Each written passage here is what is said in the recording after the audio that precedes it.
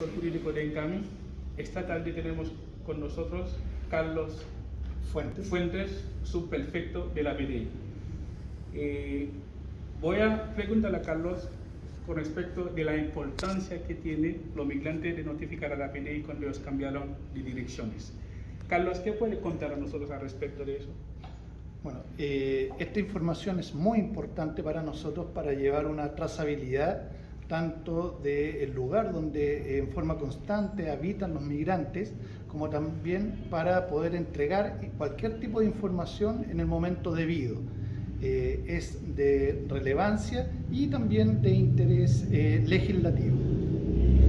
Muchísimas gracias. Ahora sabemos la importancia que nosotros tenemos como migrantes cuando nosotros cambiamos de dirección para notificar a la PDI. Kounya nous connaît l'importance qui gagne de nous changer de direction pour nous faire PDI connaître pour tramiter nos cafés plus rapide.